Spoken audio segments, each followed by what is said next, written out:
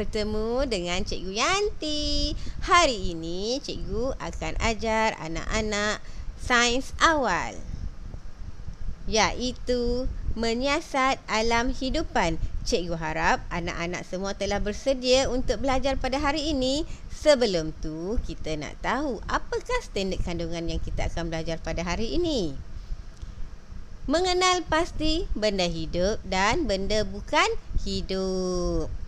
Standard pembelajaran kita pula adalah membezakan benda hidup dan benda bukan hidup, serta mengenal pasti ciri-ciri benda hidup dan benda bukan hidup. Objektif kita pada hari ini adalah anak-anak akan dapat membezakan benda hidup dan benda bukan hidup. Jadi anak-anak telah bersedia? Mari cikgu terangkan apa itu benda hidup. Benda hidup memerlukan makanan dan minuman. Setiap benda yang hidup perlu makan dan perlu minum. Yang kedua, tanpa makanan dan minuman benda hidup akan mati. Yang ketiga, benda hidup bernafas iaitu bernyawa.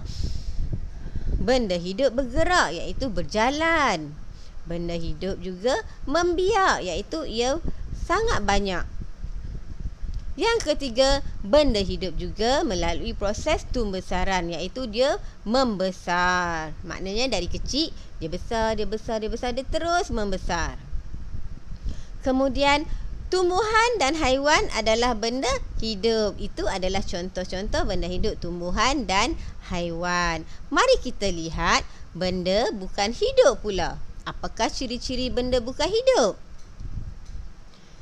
Benda bukan hidup adalah benda yang tidak pernah mengalami proses hidup. Yang kedua, benda hidup tidak memerlukan makanan dan minuman. Benda tak hidup ni tak perlu makan, tak perlu minum. Benda bukan hidup juga tidak bernafas, tidak bergerak dan juga tidak membiak. Contoh-contoh benda hidup.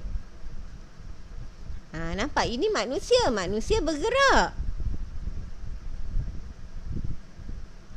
Ini pokok. Pokok juga melalui proses tumbesaran. Dia membesar. Nampak pokok itu membesar.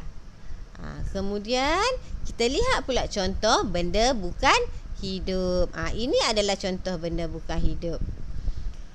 Baju benda tak hidup. Dia tidak membesar, dia tak payah makan, dia tak boleh bergerak.